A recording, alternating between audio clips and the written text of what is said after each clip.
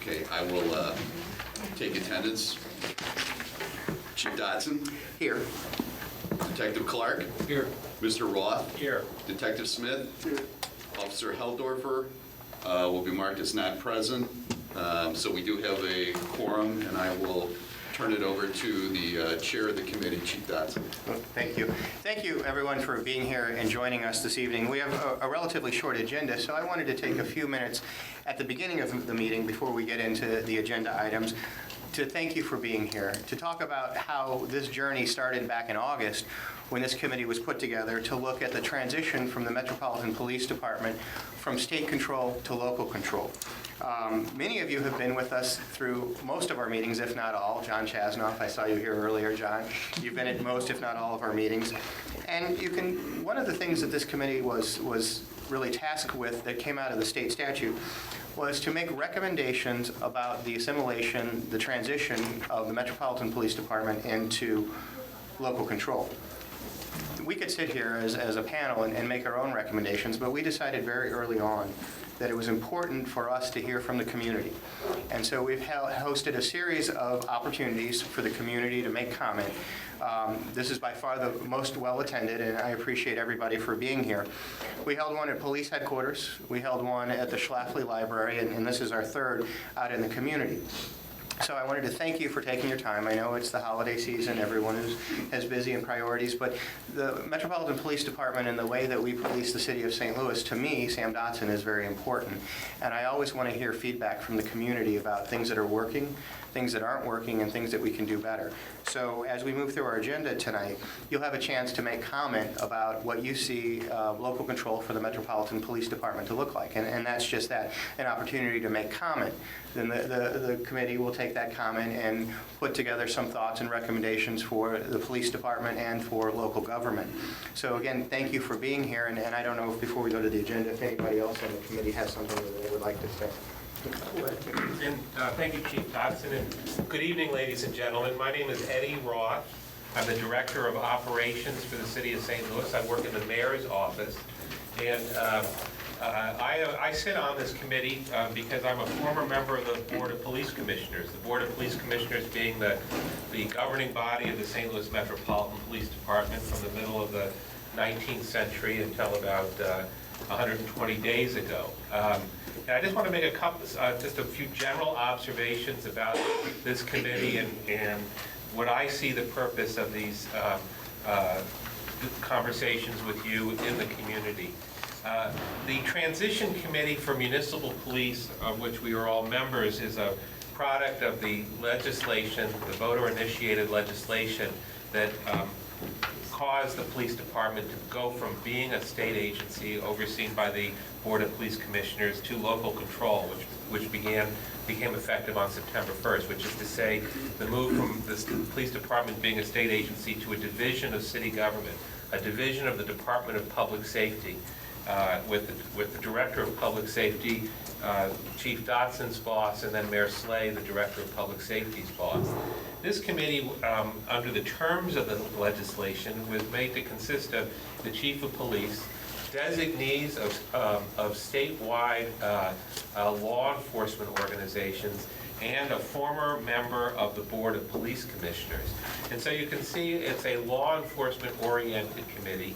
Its task is very technical in outlook. The idea being that as the police department changed governance and went from becoming a state agency to a city agency, that people in leadership and law enforcement could assist the city administration on technical law enforcement issues. Of course, much more is at stake in anything concerning our police department than technical law enforcement agencies. There are broad social interests, and I recognize faces here who have been observers and critics and commentators and thoughtful people who have given a lot of consideration to our police department and have been outspoken about it.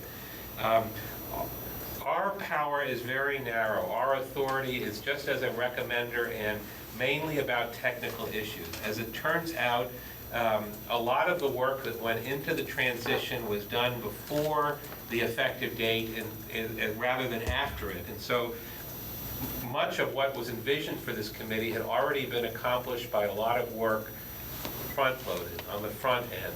And so, as a group, we decided that the highest and best use for us wouldn't be as recommenders of broad social matters relating to the police department, because that was not our original charge, but rather was to go out into the community and create a record that would assist the administration in considering the issues that are foremost on your mind, whether that's about service, whether that's about professional training, whether that's about relations in the community, or whatever is of interest to you.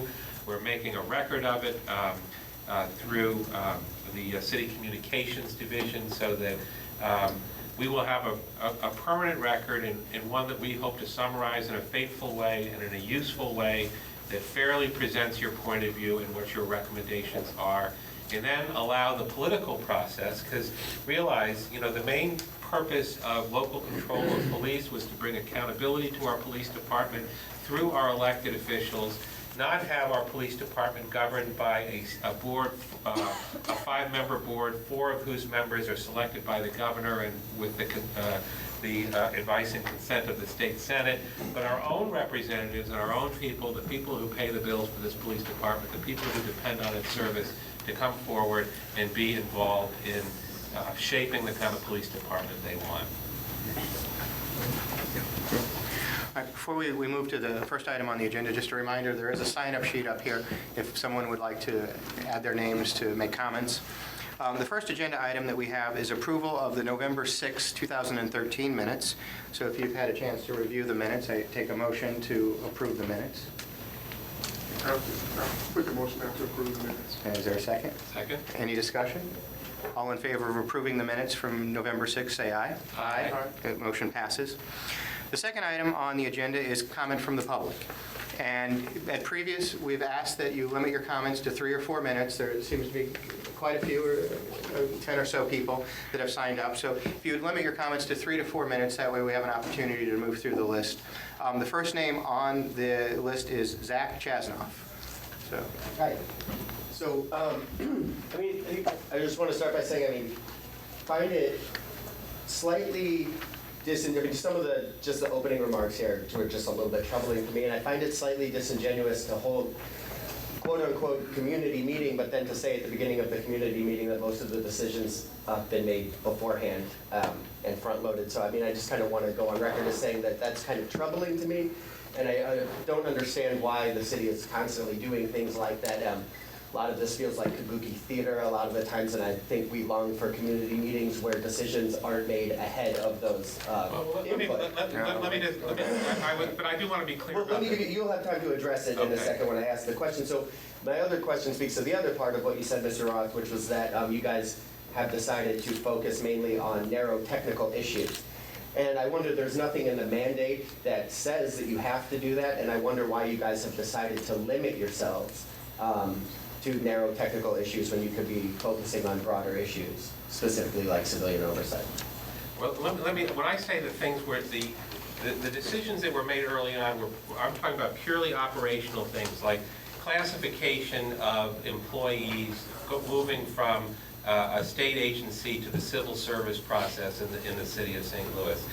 Issues are relating to consolidating employees who, for example, work on the fleet management and equipment services. And instead of having 2 equipment services department, one for the police department and one for the rolling stock of the city of St. Louis, the 2 had to be integrated. There were a lot of technical issues around that gave rise to traditional labor concerns of fairness to employees and protection and work rules and those type of things. Those were the kind of decisions that were made up front. And the same thing with police officers in terms of a description of their basic duties and their working conditions. These were all things that were worked through earlier in the process, but which this committee, consisting of career law enforcement people and then me as a guy who was on the board of police commissioners, could help facilitate if the need arose. I know that you have broad concerns about social matters and community matters relating to the police department. So I would ask you, do you think that this is the best composition of a group to address those? This is a technical group of law enforcement professionals who are career people working through those technical issues. Well, The if whole- you're- yeah. Hold on. The whole purpose, as I see it, of moving from state control to local control is to open a broader dialogue on the shape of the police department that this community wants through traditional political processes, not through small blue ribbon commissions that hear from people at meetings like this, but through true direct involvement with your elected representatives and activism in the community to elect the kind of representatives who you think are best equipped to oversee and make the policy decisions that go into having a police department that well serves the community. So my point of view, I think it's obvious on its face that this is not the kind of group that would be best suited to tackle the kind of broad social and community issues that you are interested in police community relations, but rather the entire movement toward local control provides a different kind of voice and broader political involvement in these matters, not by yet another blue ribbon committee or a select group, but through traditional democratic processes. And that's what local control enables, and that what this group can do at the kind of very beginning of this transition, because we're all here and there's some attention paid to us, is come to the community, and we have standing room only here today. I think it's fantastic, and we'll stay here as long as people want to come up and make their points, and then we will fairly report them to the mayor and to the police leadership and to the Public Safety Committee of the Board of Aldermen, who have oversight and responsibilities relating to the police department. And I think that is a reasonable way to advance this conversation under the circumstances. That would be my point of view on your points. Thank you. Followed up by John Jasmine. I just wanted to say, my point of view from the beginning has been to urge you to take a broader point of view about what your mandate is and what the possibilities are.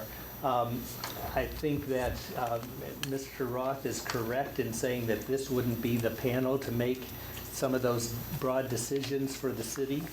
But I do think that you have an opportunity to start to lay out some of the questions and to point the city in a direction where we can begin the conversation as we go through this transition. So I hope that you don't miss the opportunity in your final report to raise some of those broader questions, to report back to the city that there was interest in some of these broader concerns, and to start to lay out what they are, what maybe the broad parameters of solutions might be, that type of approach. I think you'd miss an opportunity not to do that.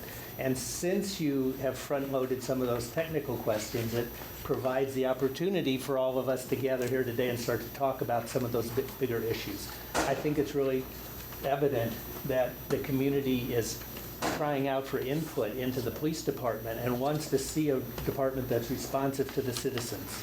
And so I think you all with open ears can begin to hear that and frame the conversation as we move forward.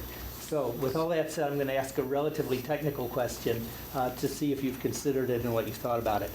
There was a statute that was passed in the state legislature last year, which, to my understanding, said that a police chief could not be fired without the, I think it's 2/3 majority vote of the city council. So that was a statewide statute that was passed. I don't know how it applies to St. Louis, given our kind of unique status in the state, or maybe unique along with Kansas City. So I'm not sure how that applies and how it would, if it does apply, how it would affect the relationship between the mayor's office and the chief of police in terms of balance of power, how secure the chief feels in his position, and how independently he can act from political influence. Yes to all of it. I'm aware of it. I'm not an attorney, so I don't want to comment on that. And it was a statewide initiative, so I had zero input into that conversation as the chief. I had zero input into that conversation, and I'm only vaguely familiar with the law. I haven't had an in-depth conversation. To answer your question correctly, I see the police department responsive to the people of the city of St. Louis. And so as long as we're providing the service, the city of St. Louis votes to elect their mayor, they vote to elect their alder people, they vote to elect, and so if they're dissatisfied with their police service, they should let it known to their elected officials. And I'm not an attorney, so I haven't looked at it in depth. So I appreciate it, John. So Thank you. And so, just to be clear, so the that's not an issue that the committee is looking into or exploring with the advice of council?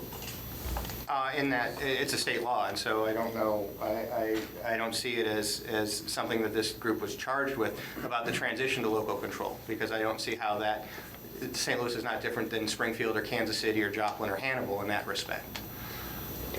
I can tell you that the intent of the local control initiative itself was to give a little less security to the chief of police that existed under the state governance, and more or less made the chief of police an at-will employee of the city, to maybe to instill some extra accountability, as opposed to under state law. The chief of police pretty much could only be removed for cause, and that is not the case under. So I don't know what the effect of the new statute is. The whole idea, as I say, of local control is to bring more direct accountability to, by the way, what I think is an excellent police department that has evolved and grown and became very much accountable even under the old system. But I think that by making a division of city government, and with the Board of Aldermen more directly involved, they had some budgetary authority before, but now have more direct oversight and review authority. And one of our excellent members of the Board of Aldermen has just come in, and he is a sharp questioner at Public Safety Committee meetings. It's not always comfortable appearing before him. That you would have an opportunity to become involved in ways that didn't exist under the old structure. David, help me with it. Merrick Flores. Thank you, David. Yeah, thank you.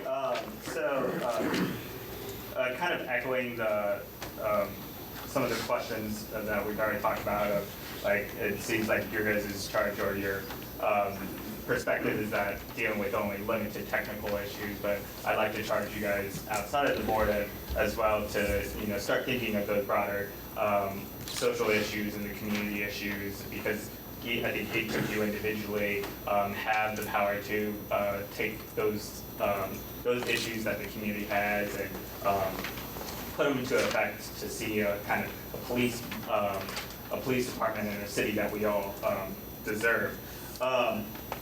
With that, looking at a more broader issue, I personally, as well as others in my community in St. Louis, have a strong opposition to surveillance drones in a locally controlled police department. And I would like to ask, why would there even be a consideration of investing funds within a surveillance program, drones, where there is no privacy protections and there is not even yet federal regulations within a domestic surveillance drone program, dealing with the length of times that drones can be flown or that the records can be kept and who is reviewing those. There's many questions out there that the federal government hasn't even established. So why is it a concern for the local police department to take into effect if we haven't even, the federal government hasn't even addressed these yet? Because I just don't think it's best for the city or for our community at this time. And I appreciate it. And I will give you, as the chief, certainly interested in the program. We've invested no dollars into the program at all, except a little bit of time for research. And as we go forward, we will certainly have public conversation and public dialogue about it. So there are no drones flying now. There are no plans to have drones flying anytime soon. But again, as technologies advance, as resources become tighter, it certainly is something that's worth the discussion. And so we will have a discussion going forward publicly. So now we move to Evan Smith. Hi. My question question was about civilian review, and if the committee takes a stance on civilian review. In other words, when police are, let me say it this way, when citizens file grievances against individual police officers for misconducts or possible crimes, do you support an empowered body of citizens that can review, replete with subpoena powers, the police conduct? If you don't have a stance on that, I'd like to know why not.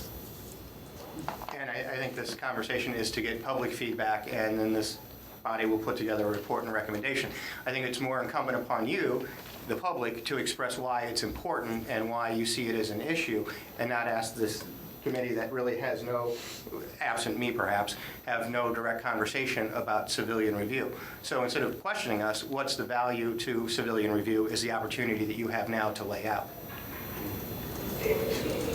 Would you like me to respond? Yeah, oh, absolutely, absolutely. Well, so I think we've seen across the country and for a while now, I guess a thin blue line, a shield, where a fraternity of police. We understand that police are working people, and that it's important to recognize that police are not an enemy, but police as working people.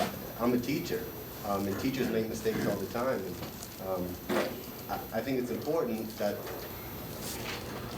the public has confidence that police are being reviewed, police conduct is being reviewed by independent, non-partial bodies.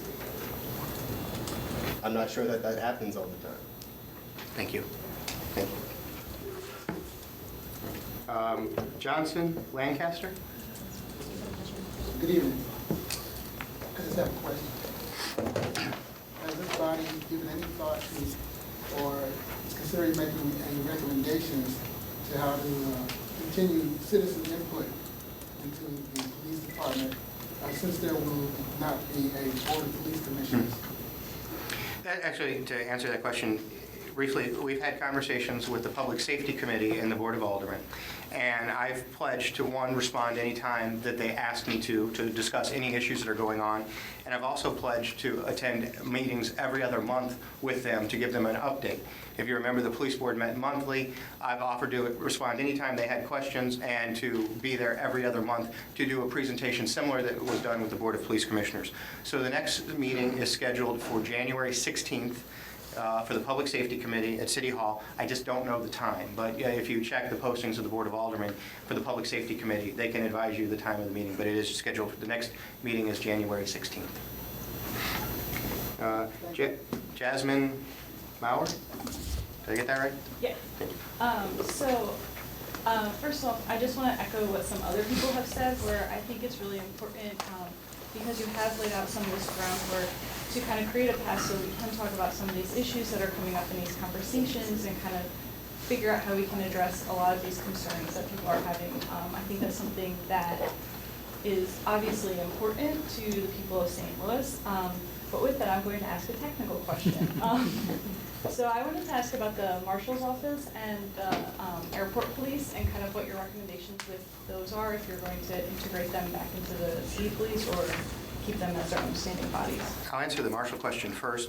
The city charter contemplates that if there is a Metropolitan Police Department, that the Marshals will fall under the Metropolitan Police Department. That has already happened. It happened on September 1st.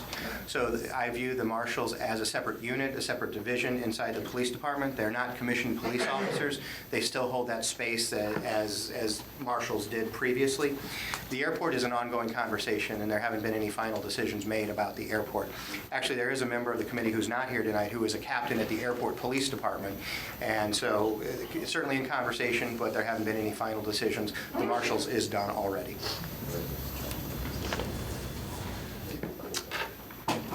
Jamala Rogers. Oh, there you are. Good evening. I just want to make a comment about the concern that other folks have had about the committee and the narrowness of it, because Eddie Ross should know that his team is the one who is responsible for the language in the ballot, as well as for the specificity of who is going to be on there, so it's narrow by design. So I just think it's disingenuous to then be able to hide behind that to say, well, this group doesn't deal with that. When people think about a transition team, they think about what are the key components that need to be talked about and monitored as we make the move from state to local. My question is, during the process when we were trying to get local control, and there were hearings both at the state level, the St. Louis Police Department, and this was basically their finance person, said that there was going to be substantial savings when the local patrol came to St. Louis. It might have been like anywhere from $2 to $4 million. And he was very specific about where those dollars could come from. A few months ago, in the Public Safety Committee, you said no such savings does exist. And so I think in retrospect, it makes one think about if that was factual, that testimony was factual, and if not, what happened to those savings that were laid out, and were they true or not true? And I can answer that question. You painted it in a way that wasn't quite complete. When I testified in the Board of Aldermen in the budget process last year, early spring, late winter last year, we talked about savings that could be realized. Those savings were baked into the budget this year. So the Metropolitan Police Department should have been funded at something greater than it was, but anticipating local control, because the ballot initiative had already passed, we had an original target date of July 1, but it actually became September 1. So when the budget was created, it anticipated those types of savings already. And as the budget went through the process to the Board of Aldermen, through E&A, and ultimately approved, those savings were already realized. So there's not a windfall of $2 or $4 million. The operating budget of the police department and other parts of the city benefited because of those potential savings.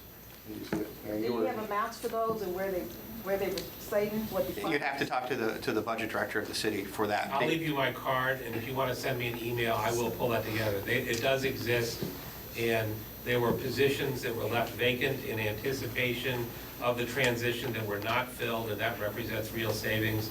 Although I would say this, the efficiency is an element of what made local control a good idea. And I think over time we will see an efficient and more effective police department because of the governance. But I want to address your question about this idea of the narrowness of this committee and your implication that it was structured that way, and now, I think the way you said it is we're hiding behind it.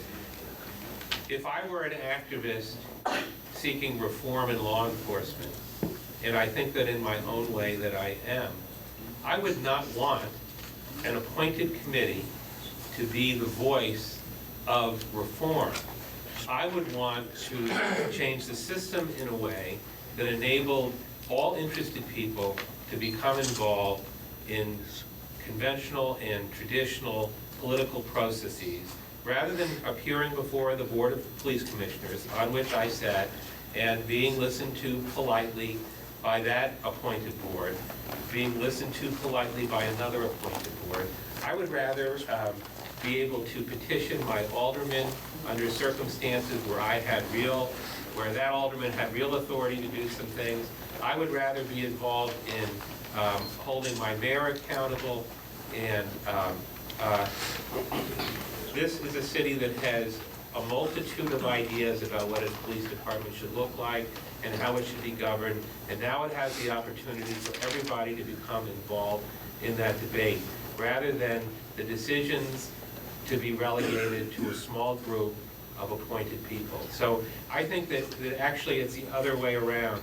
Appointing a technical committee to ensure a seamless transition in the core function of a police department, which is to protect and to serve the community, is the right kind of transition committee, and then move quickly to the political arena and allow this larger conversation to take place. And there will be people as part of that debate that will disagree with you on many things. There'll be people who will agree with you on many things. But in the end, I think that the public will have more confidence in what I think is an outstanding agency, because they will be closer to that agency in terms of their voice. Well, your comment infers that only law enforcement has technical knowledge. Well, Because that's all that's on there, and that was by design, by the language of the ballot. but only, I mean, really the function of this committee had to do more with labor and technical issues having to do with integrating a city civil service Again. workforce. Right. Is only law enforcement can do that? Know Well, that? well, I would tell you this, that this is an advisory committee, and in order to ensure and give confidence to people who, change is scary, I think that it was a comfort to people who have devoted their careers both on the city side and the law enforcement side to know that an advisory committee, we don't have any power to do anything other than to listen and to make recommendations, that they knew that a group of career people were sitting and watching and helping to make sure that everything went smoothly for the people who devote their careers. That's just one piece of this transition. The public has a role in this transition too. And part of that is being played out today, but it's played out every Friday at the Board of Aldermen, and it's played out every 2 years in terms of the election of the people who make our policy in this community. And all of you have been involved in that, whether as voters or people who put yard signs or hand out handbills or have served in public office, or who are in the press writing columns and offering their opinions to large groups of people. Thank you. Steve Hollis? Are you there? Yes. So I don't care what the role of your committee is, except I hope that you will publicize my remarks widely. And I think that my remarks do have something to do with the professionalism of the police force, because I represent the American Federation of Government Employees Workers at U.S. Department of Agriculture here in St. Louis.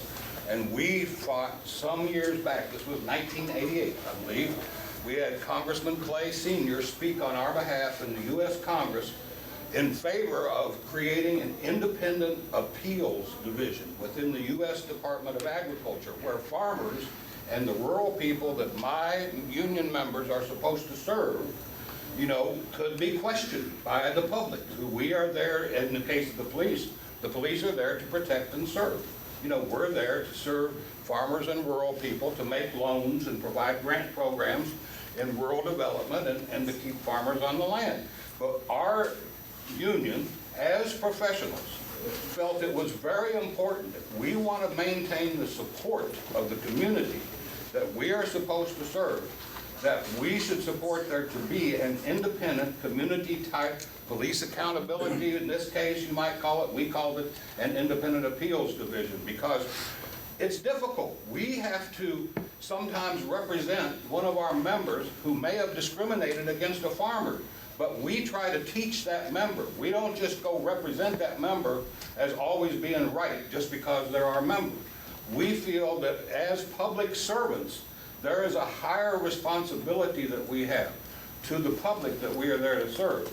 And I have urged my brothers and sisters in the Police Officers Association, I don't know if any of you are associated with them, but at least you say you are police professionals. I think as police professionals, as police union members, we should want to be accountable to the community and to build a stronger, positive relationship with the community that we are there to serve. Otherwise, there won't be any support for our budget or for our jobs, or for our training or the other things that we need. And so I always try to bring that element to this discussion. I really appreciate what my brother, the teacher, said. Teachers are similar. Our state workers are similar. We need to be accountable to the community, and I urge that, in this process of local control, let's make it real local control, where there is this independent accountability to the community.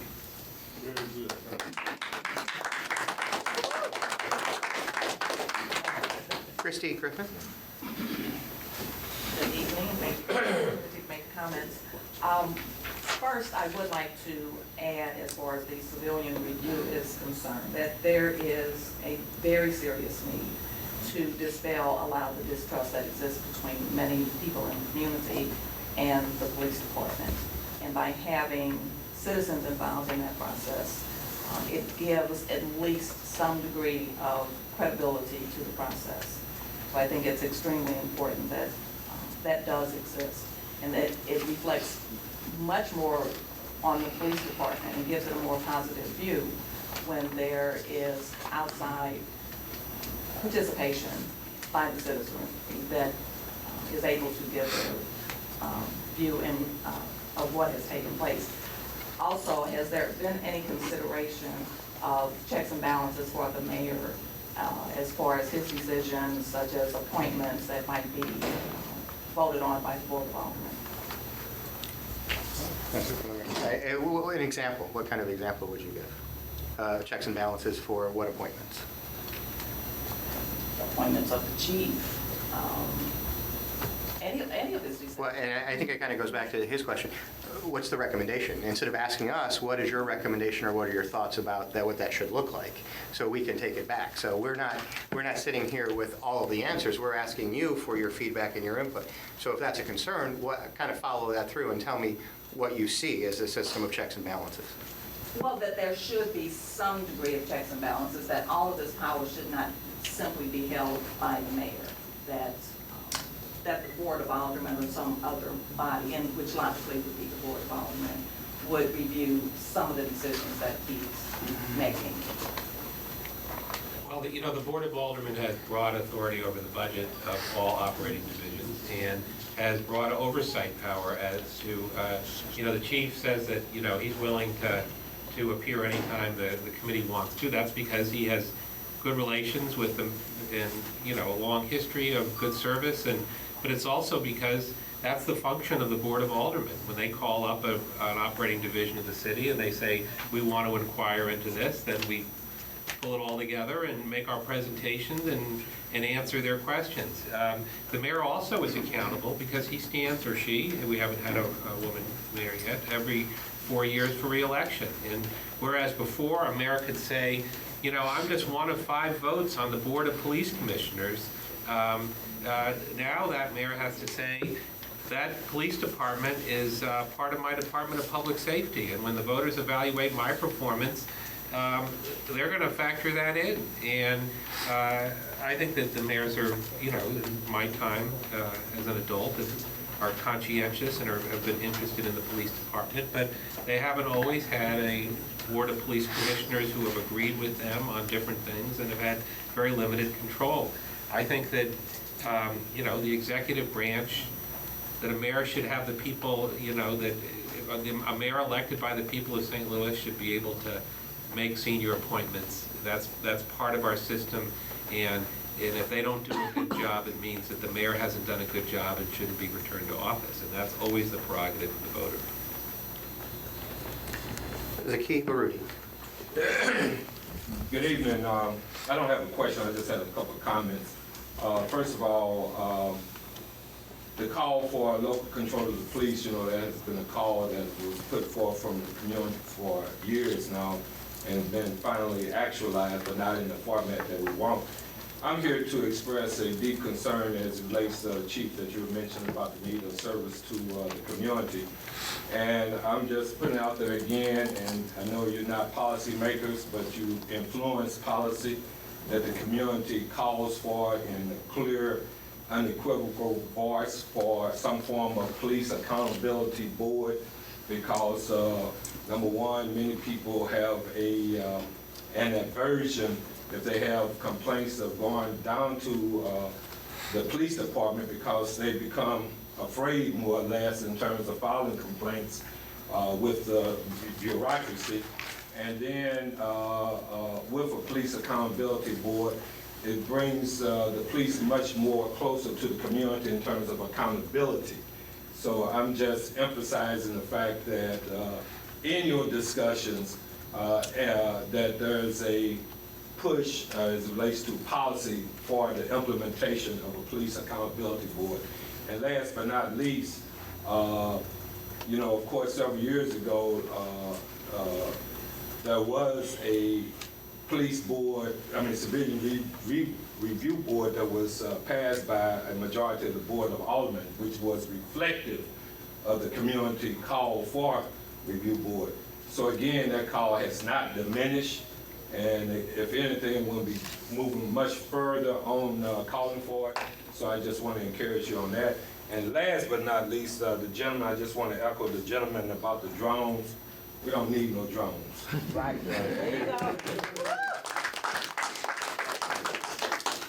John Martin? John Martin. I think, in my opinion, that we do need this civilian review. And my question, Chief, is to you, the police officer, when you talk about the community as a whole, everybody in the city of St. Louis doesn't feel like part of the community. With our sons and daughters being shot 20, 25 times, no explanation, like it's just a piece of meat or something. It's like police officers making the difference between the people of who they are when it comes to investigating the murder or saying that this person had a gun or didn't have a gun.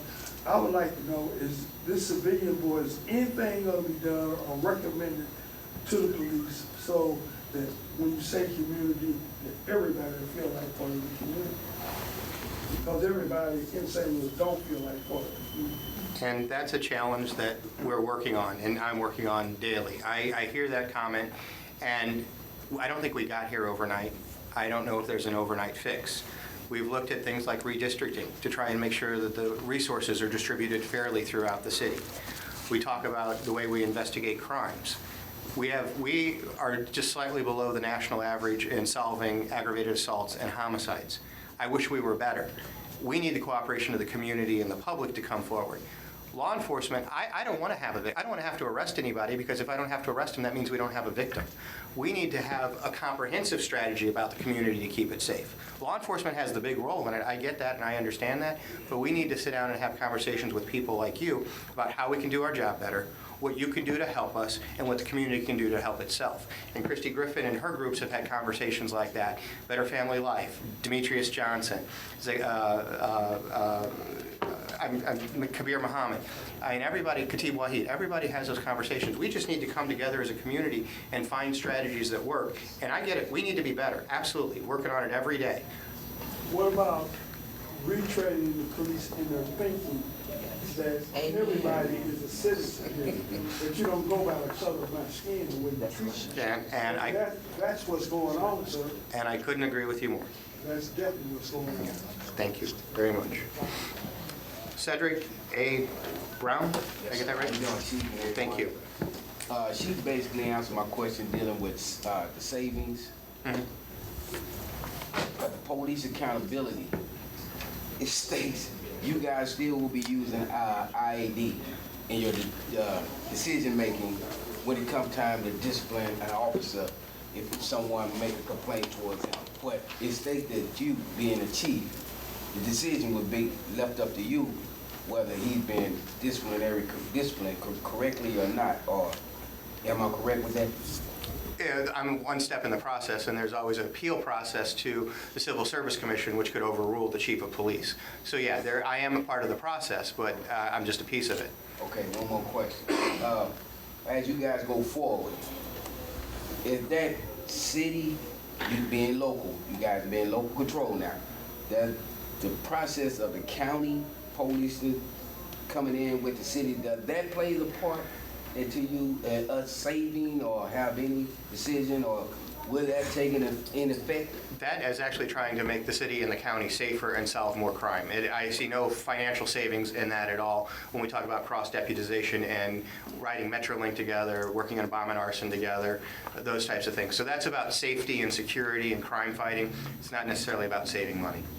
And to your first point, I'd encourage you, if you haven't looked at, on our website, we have our annual reports. And so it gives you a little bit of context around the internal affairs process.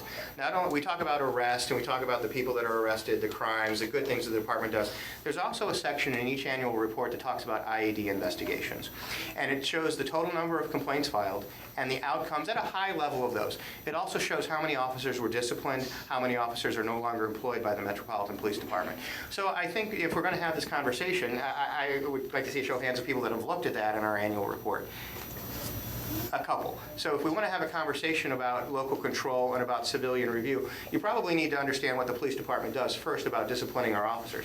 Always room for improvement, always processes that we can talk about, but we do have a baseline that we're starting from that at least you're not aware of that I would encourage you to look at.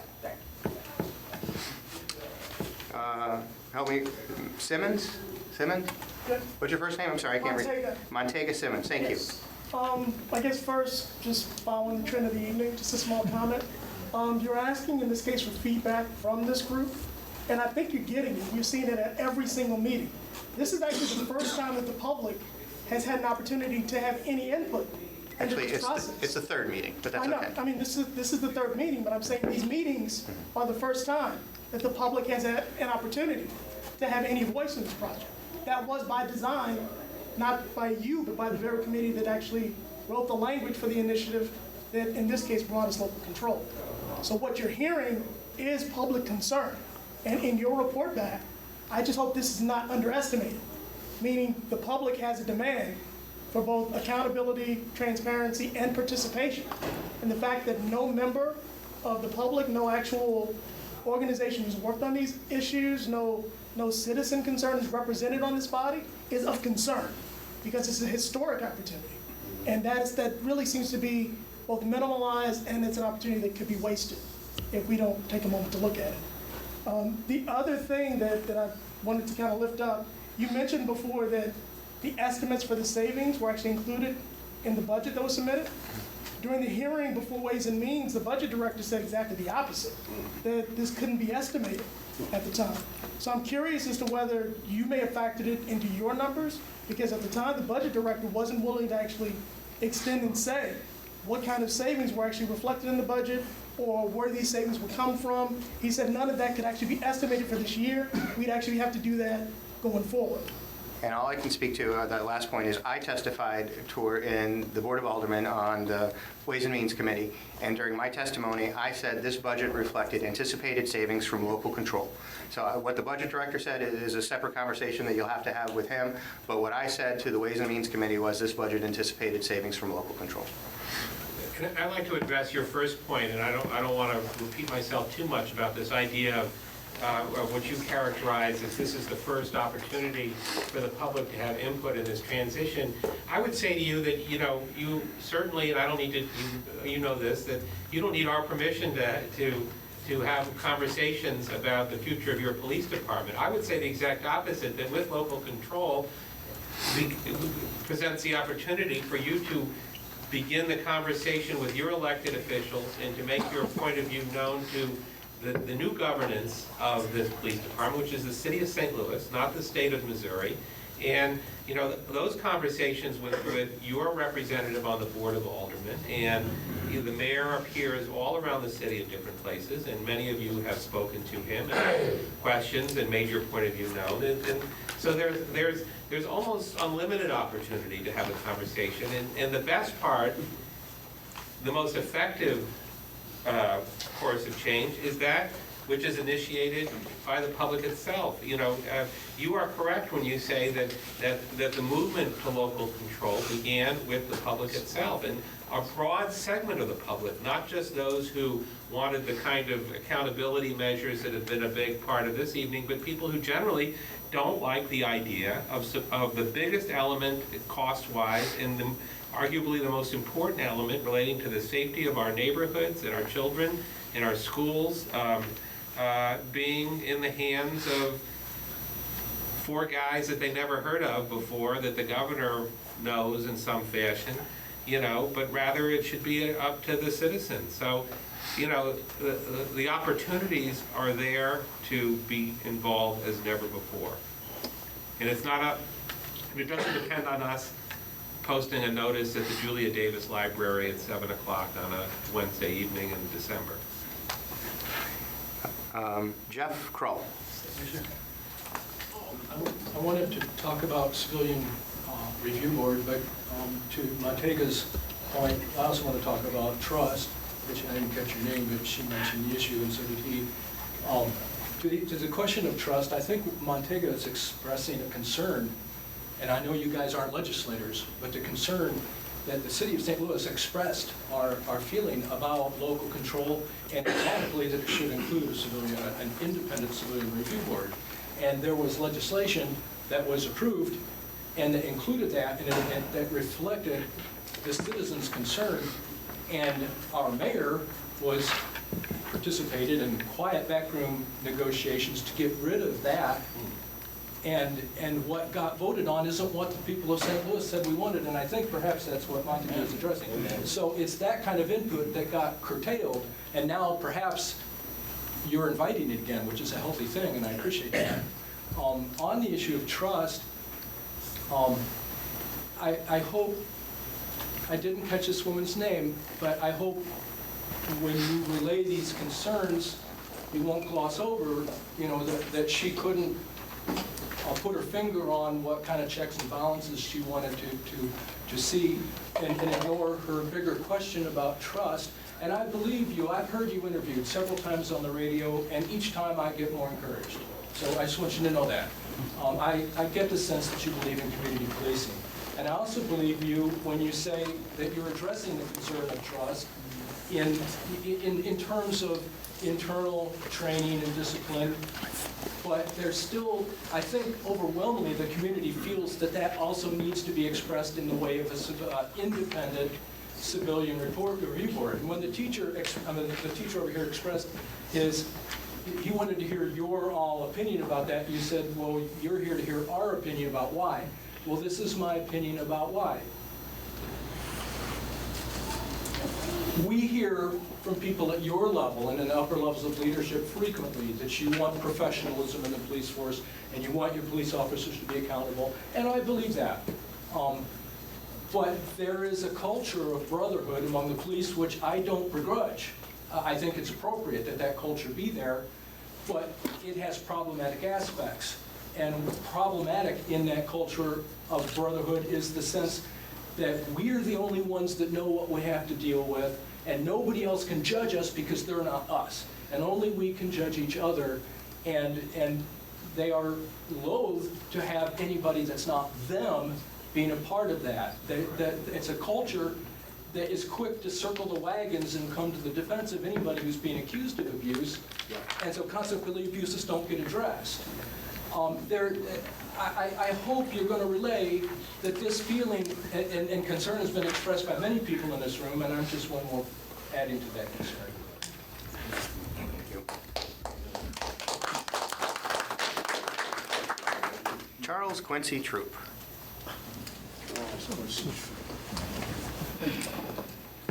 Good evening. Good evening. Everybody before me said everything that I was going to say. About that. But there are some concerns about the police department. And I think the basic question, I guess I'll have to pose to you, how and what steps are you going to take to make the police department representative of the community that it's supposed to be serving? And I say supposed to be serving very seriously. So your question is about the hiring practices of the Metropolitan Police Department. Is that what I'm asking? Just so I'm clear. What percent of the police department is black? About 36% of the police department is African American. What percent of the city department? 51, 52. The thought is, in my mind, that if the police department is not representative of the people that it serves, that it can't serve that population. So what plans do you all have of increasing the number of black and female police officers? Well, I think, and females are actually more grossly underrepresented than African Americans, just to your point. I think we take your feedback and I hear the question. I'll answer it as the chief, everything I can. We're looking at an academy class sometime in January, and I want it to be balanced. I want it to be African American, I want it to represent females, I want it to represent the community that we work on. I'm working very hard. One class isn't going to change the entire makeup of the police department, but if we do that consistently going forward. So anything that the community can do to help bring qualified applicants, regardless of race, gender, just qualified people that we want professional representing our department, representing our city, I'll do everything I can to hire them. I value education, I value military experience, I value a lot of things, but I also value having a diverse department that represents the community that it serves. Of all of the killings that have taken place in the city of St. Louis this year, how many were under the age of 18? Alderman, I just don't have that, I just don't have that information at my fingertips. I just don't know off the top of my head. Well, I'm saying that because I hope the seed has been planted. I've heard a lot of people say the same thing, but they were saying it in a different way. And that is, you need to develop a program for growing your own. So these programs, mentoring programs, you need outreach programs for young black males in this city to start having a lateral relationship with them. Right now, as I see the police officers and their relationship with the young black male, they are afraid of them. And that's why they're shooting them the way they're shooting them. And that's a major problem for me. And you only, especially when they're not armed. So there's no way that the police department is ever going to reflect the community unless it gets out into the community and start recruiting and getting programs in the community to start growing your own. So you can't come up and say, well, we was lip some or we couldn't find them. And you know, they've been saying that for years, just like local control. The police department and everybody else was diametrically opposed to local control. They didn't want no parts of local control because they wanted to do what they wanted to do. And they did it. And Shamel was the only one that brought any kind of fiscal sanity to it, but that didn't work. So what do you think about developing some kind of recruitment program, young black men, bringing them into the police department and increasing those numbers to whereby the police department can function? I'm a senior citizen, and I don't trust the police department. And I don't feel that they're responsible to, wait, no, let me finish. And I don't feel that they're responsible to me. And I'm 30 years as a Democrat, 33 years Democratic committee, 24 years as a legislator, and 8 years as an alderman, and I still can't get a damn thing done. So I can imagine what the regular citizen challenge are. So I think that's critical, and I think that the main thing that you need to do is to try and develop a lateral relationship with these young black males, because they're not afraid of you either. Because you created the kind of environment in the black community whereby the young kids, they don't have no fear of dying. They have no fear of dying. And when you deal with a population that's not afraid of you and don't mind dying, you have a problem. Not only do you have that problem, we in the community have the problem. So this is something I think you all need to look at very, very seriously. And I appreciate it, and I agree with you. We need everybody's help. The only thing that I take exception with is that we created this environment. I think society has gotten to a point where young black men kill each other. I think we have to have a real conversation about some of the root causes of that and address it. But I don't blame that on the police department. Well, if you look at Maslow's hierarchy of need, which I think you all kind of screwed it up a little bit earlier. I thought it said food, shelter, water, and then safety. So if these kids are living in abject poverty, with the lack of food, shelter, water, homeless, a lot of them, and they're out on the street, and there's no program to touch them, then the games are going to always prevail. And I don't disagree with you. But again, law enforcement has a narrower scope. And you as a legislator and an alderman for those years know the complexity of the problems. No, but I knew what law enforcement did when I was a kid. I knew what the fire department did when I was a kid. They had baseball games in every firehouse. They had baseball teams in the police district and everywhere else. So, and we still do that. We have the Police Athletic League, which serves thousands of kids We have the Explorer program. We have a variety of programs. Programs, but I'm talking about in every in the districts competing against each other. I don't see that now. Where, I mean, which you don't want to see, because at that time the community was not 60 or 55, well, if you say 55, it's about 60% black. But now that it's black, and you have that, it's that fear, and you don't want to touch them, you don't want to get involved, and that's the issue. But you've got to let them know that you give a damn. And if you don't give a damn, then you're going to continue to get the same thing that you're getting, which we pay the price for.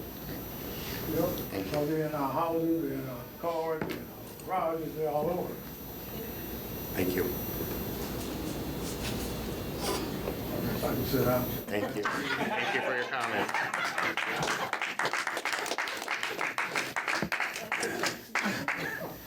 Jonathan Smith. Good evening, everyone. Good evening. Chief, esteemed board. I want to serve warning, I am not an eloquent speaker. Comments that have been expressed, I think, pretty much on target. I made up my mind that I wanted to come and add my voice because it has really been stressful. Last few years here in St. Louis, I've seen some things that I would not expect to happen in a major metropolis in America. We have the World Series come here, man, you know. The suggestions that have came forth tonight, I really hope y'all take these serious, because you made the statement, we need community involvement. The community needs to know they can trust the police. When a young man is shot 25 times with his hands in the air, but a hospital and autopsy confirmed the man had his hands in the air, witnessing the children, the people in the community. And when the police don't, and the man, the circuit attorney, don't address this, the reason why you might see so many black men kill black men is because there has been a subliminal message that has been handed down through the decades. A Negro's life ain't worth a dime. If you kill a white person, you will be executed. Yes, sir. You kill a Negro. Come on, man. We have to understand that this is not 30 years ago. The days when those men were marching and asking and pleading, this is a new generation. If somebody doesn't make sincere effort to bridge this gap, I'm very concerned that one of these days the whole world gonna be looking at St. Louis at a World Series and something very drastic happens. Because, you know, anytime something can happen and it's not put out in the certain newspapers, the media, you know, decides what, but certain newspapers will expose it. Then people are getting mixed messages. There's two St. Louis, and that we can't survive like that. We have to come together. Now you say you need more community involvement, and I agree. The job of police officers solving these crimes in the streets, you know, the murders and the don't tell, don't snitch, that's the code that, no. We want to be safe. You know what I'm saying? Don't just take for granted that because, you know, the murderer might have the same complexion as me, that's my buddy. No, we want to feel safe, just as the people in Ladue want to feel safe. But I tell you this, and I'm gonna sit down. Chief, I have experienced personally levels of corruption. And man, look, I believe you are a good guy. And I tell you, too many people fool me, unless you're a real sharp con man. I believe you're a real good guy. Because your name and Mr. Ross' name was involved in a case involving me. Okay, and I watched how you handled it. You stepped in when The Justice Department was going crazy. I mean, it was like a revolving door at the Justice Center in the workhouse. Prisoners just walk out when they want to. But I need you to understand, this is all a reflection of the administration. Now, if you don't correct something, if you don't address something when there's a problem, that's not good leadership. There's a problem.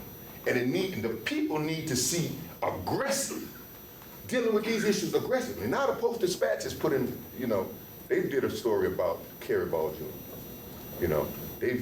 Certain medias have talked about the Gladiator case. I really wish that the administration would deal with these issues and accept responsibility, address it, and not just, drag it out and say, oh no, because that's what the criminals do. I'm not guilty. Blood all on the hand, but they hollering I'm not guilty. If you want the citizen to have that type of relationship, then we have to, that word somebody use it, accountability. Thank y'all.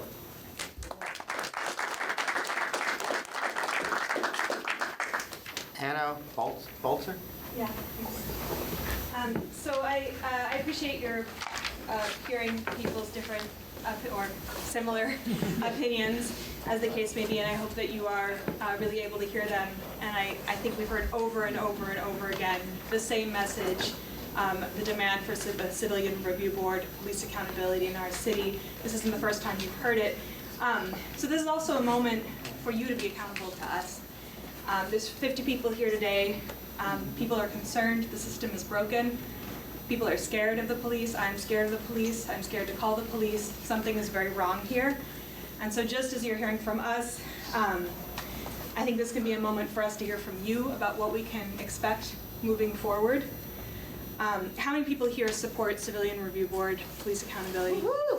All right, how many people here do not support? Okay, so you have unanimous voice from the community here as you open it up for public input.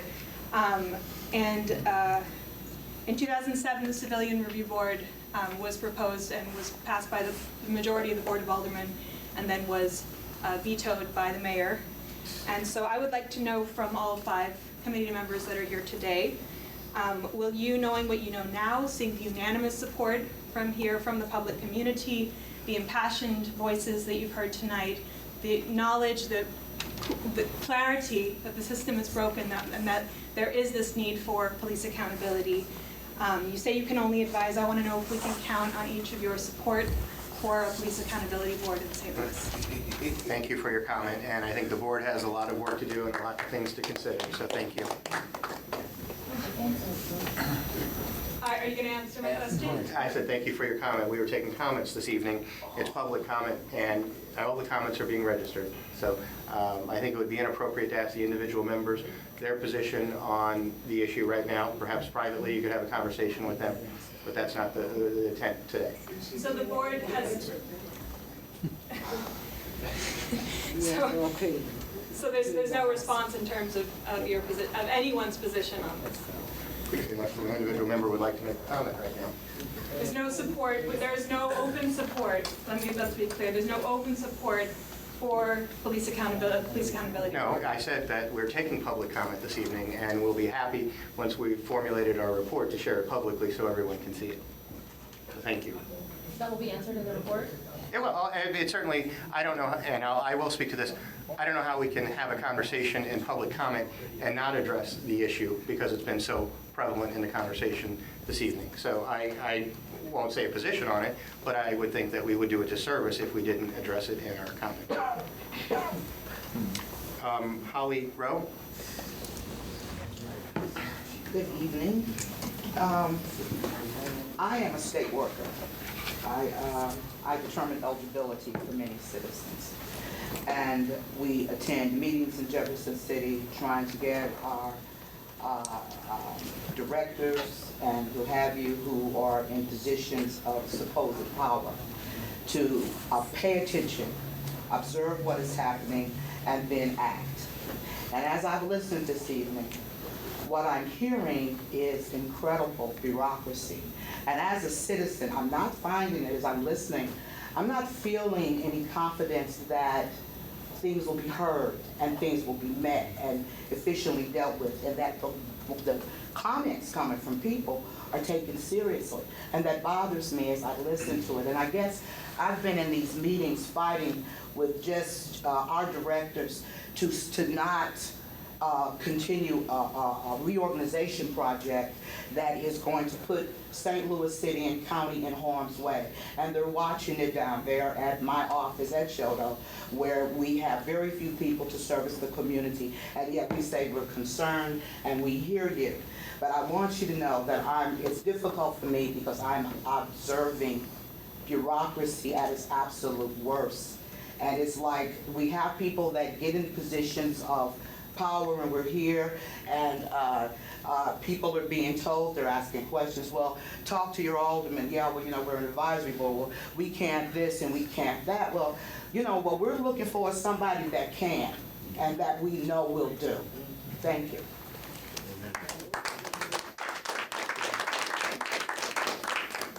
Damian Johnson? Is this working? Yes, sir. Yeah.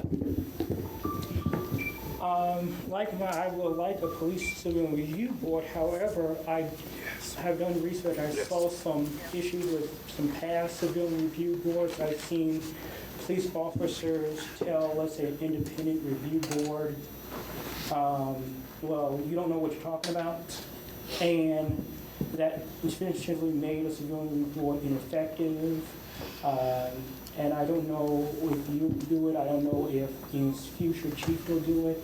I hope a civilian review board can be cooperative with the police department.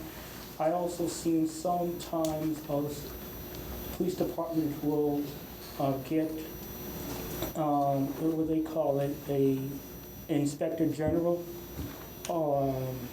and hire a single professional outside of the police department if they will want professionalism as well as independence as well. Maybe you might want to talk to surrounding Midwestern police chiefs, how they discipline the police officers, or and I just want to say there's multiple ways of having independent civilian review boards as well as professionals at the same time.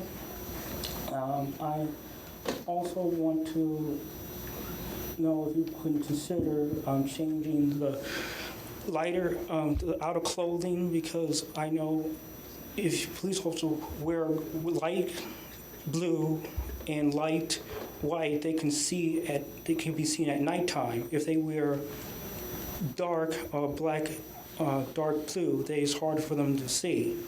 So that's what I want to address. Thank you. Eddie Simmons. Thank you, Chief. Appreciate the time. As a retired police officer, the past president of the Ethical Society of Police for 13 years, I've always pushed for fairness. Now we have local control. This is a clean slate. And I tell everybody that let's give this a chance. It's a new chief, new direction, and different people that are in charge now. I have concern with internal affairs.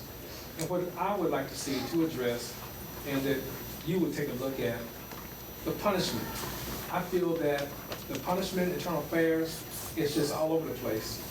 You have, I'm not gonna sit here and name this happened to him or whatever like that, but what I'm saying is, if there is a problem with an officer, and this officer gets this punishment, and another officer does the exact same thing, and the punishment is different from him, whether it be color, female, male, it should all be the same. And when the punishment is over, once the officer has the punishment, that it cannot carry on into the district, then the lieutenant hops on, because you did this, now I'm gonna do this and this and this. This brings morale down with the African American officers, it does. And I would like to see that. And also too, I think within the police, now that we don't have the Board of Police Commissioners, I feel a disconnect that, I know you say that you can go on the website and you can read, and there will be a meeting every other month. at this meeting that we have every other month, will the public be able to speak? To answer your question, I've pledged to attend the public safety meetings in the Board of Aldermen, and so that would be a question for the Board of Aldermen that I can't answer. But I pledge to attend at least every other month's meeting, or if they have an issue, attend whenever they ask. So they won't be able to speak? I don't know. Okay, just, that's all I can say. Thank you. I have Jeff Krull again. Thank you again. I want to talk about cost, and I'm going to say something that might get me booed or worse. But I don't agree with probably most people here about the drones, about, I mean, it's a horrible name, it's a euphemism now, but as much as I want police accountability, I'd like to see accountability for criminals as well. And I'm for anything that's going to help catch people. And the so-called drones are a lot cheaper to operate than helicopters. But also in the way of, and I would also say I would want to see the use of those under, subject to the same accountability as what we're calling for in general. And responding to Quincy Troop's concern about recruiting, I have a suggestion, and I think it's been done before, but provide housing in the most impacted communities. I mean, flat out give a house or provide 5 years rental or whatever to young police officers that would like to serve in those communities. And for any other aspect concerning cost, I'm for more spending. I'm for raising taxes and paying those taxes if it means you guys getting what you need to do what we're paying you to do. Thank you. And again, if anybody would like to speak, we have an opportunity. The last name that I have on the list is Carl Smith. Good evening, Chief. After Eddie got up and spoke, I thought it would be remiss of me if I didn't get up and say anything, because I did do 22 years with the St. Louis Metropolitan Police Department, so I've lived on both sides of it. I happen to be the president of the St. Louis Association of Retired Police Officers, and one thing I would like to do is to mentor young African-American officers, and we're even open to our other officers.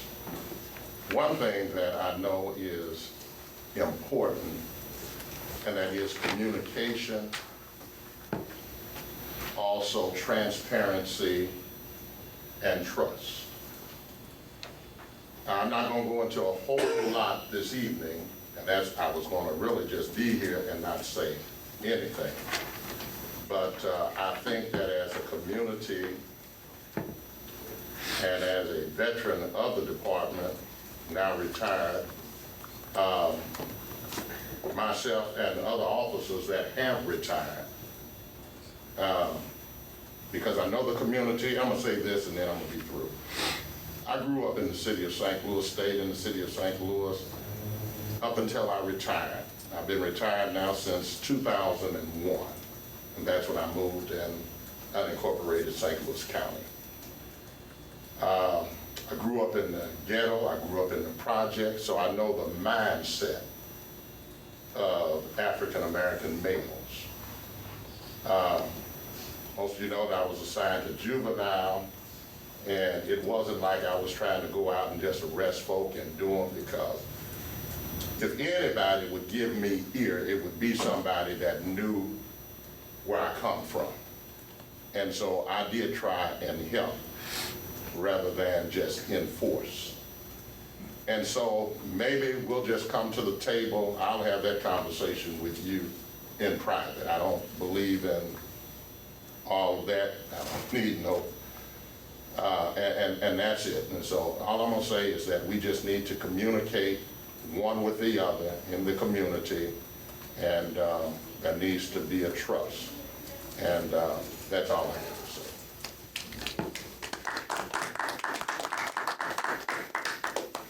David Jackson.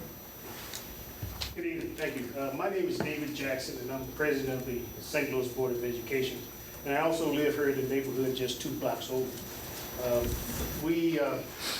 I guess I just want to echo what folks were saying in the room about accountability and trust with the police department. When I was a youngster, about 21, I interviewed with Chief Camp.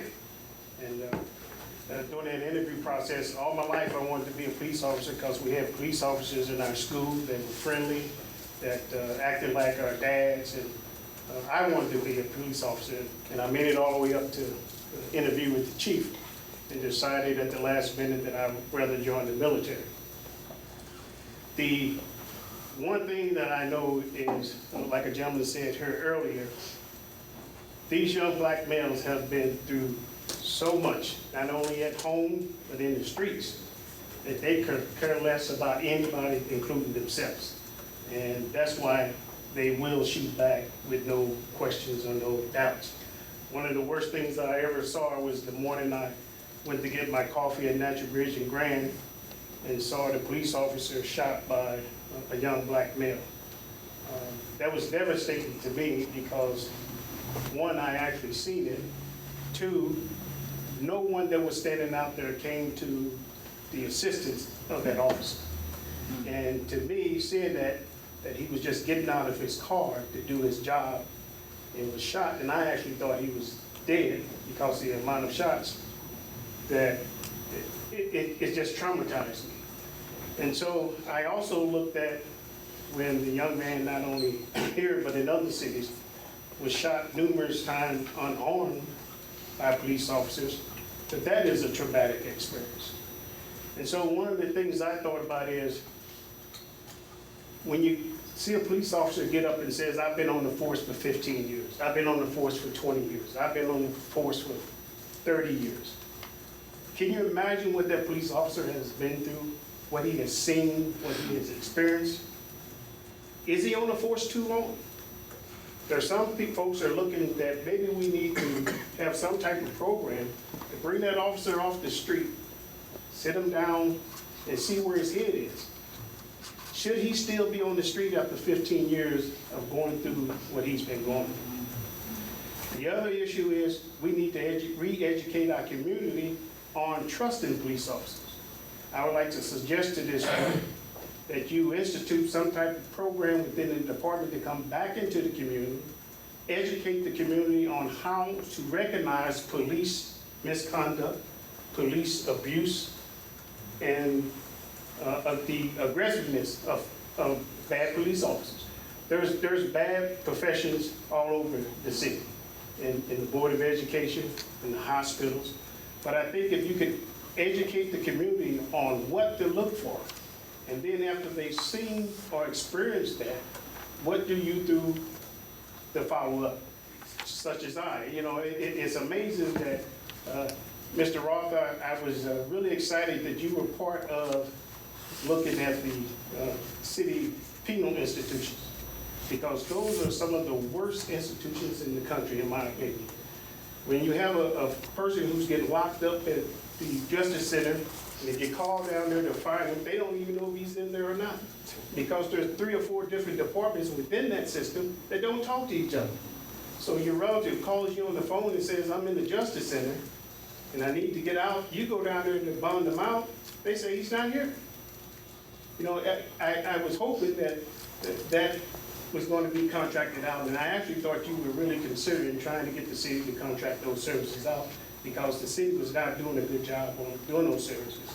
And when you had the story that just came out about false arrest, I was one of those false arrests, and I have something in my police record that I'm trying to get what they call expunged, and did not know it was on there, and stopped me from getting very good jobs because I was misidentified, and it just sat there. So if there's a program in the police department that can come back into the community to re-educate them on how to trust the police department, I think that would go over extremely well. Thank you. Thank you. The next name is Michelle Woodhouse. Thank you. I have have notes on my phone, so I'm not really talking on my phone. But this is kind of an emotional issue for me because it's really hard to sit here as a citizen and hear the defensiveness up there and the reluctance from our city officials to implement some type of civilian review board. Because I think of your job in terms of like any company, right? You're a manager, right? And you have employees. And so your job is to make sure that your employees are working effectively. And in my company, if I had employees that were doing something wrong, they would be fired, right? And so there seems to be this disconnect in police that there's not the same policy. But I just want you to know that we're not here attacking all police, right? We're just wanting to hold the police accountable for weeding out the bad seeds so that the rest of the community doesn't have to deal with it. So that's your job, And then the difference is, in my line of work, if I have a bad employee who's not working properly and maybe they're giving bad customer service, it hurts the company, but it's not really doing anything major. When we're talking about the police, the wrongdoings could be something as severe as murder or extortion or things that are severe infractions of the law. And so that's why this really needs to be taken seriously. We need that check, and we need someone to be accountable for that. And so I just want to really emphasize that we're not attacking you, and we're not saying you're evil, and we don't believe in, that all police are bad. We're just saying that you need to get those people out, right? Get the bad apples out. And, your job is to clean up the streets, and so there should be citizens who help you clean up the police force.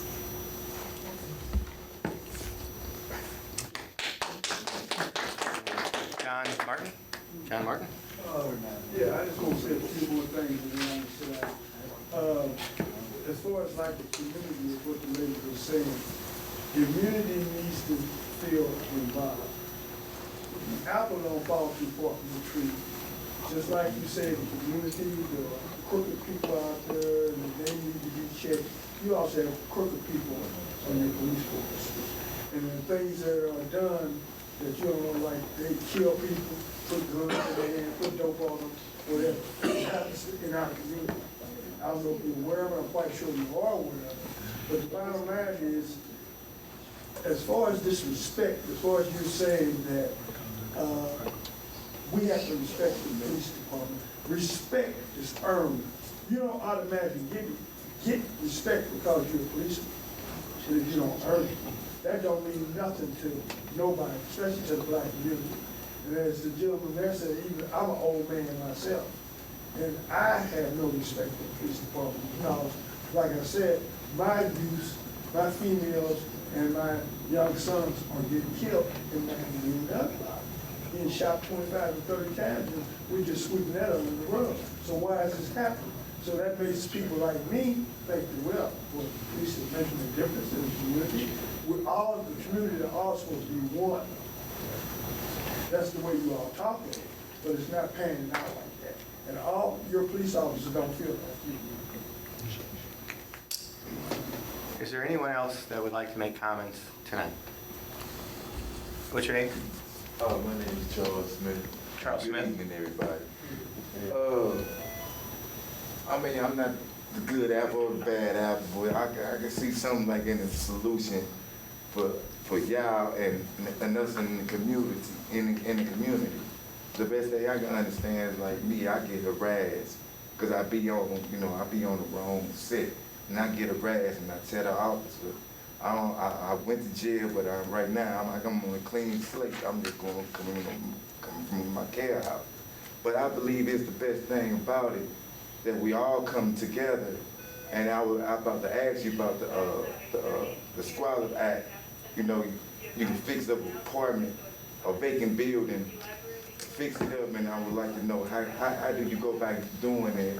But I believe if you have some people that trying to help each other in the community about building them, vacant houses, because homeless people might be needing some sleep. A little something can come out to make a big thing better. I don't know, I'm just, Okay, you want to answer that kind of offline? Without getting locked up.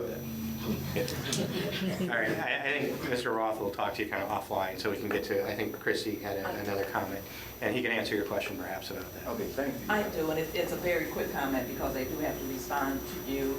Whether it's drones or anything else, we don't need to spend any more money catching criminals. We need to start spending money preventing criminals and start investing in human beings. And I will echo that. I would much, if I had my way, we would arrest no one, because I would want to prevent crime. If we prevent crime, we don't have victims, and the police department has done their job well. Arresting is a last resort when we are forced into a situation. So I support that. And if we can invest into the kids 15 and 20 years down the pipeline, let's do that and interrupt this cycle of violence that's happening. You and I agree 100% on that comment. Anybody else that has a comment that would like to mention to the committee? And anybody that has something can. I would like to thank you, everybody, for participating, and thank you for being here. We listen, we hear. This was about hearing what the community's input was.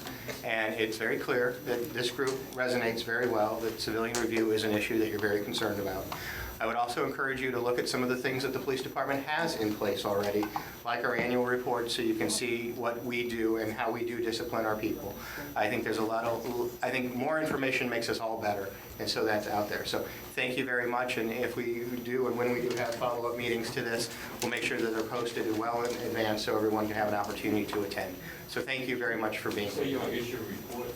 The Transition Committee will put together something formally. So I'll take a motion to adjourn the meeting. To adjourn. Second. Any discussion? All in favor? Aye.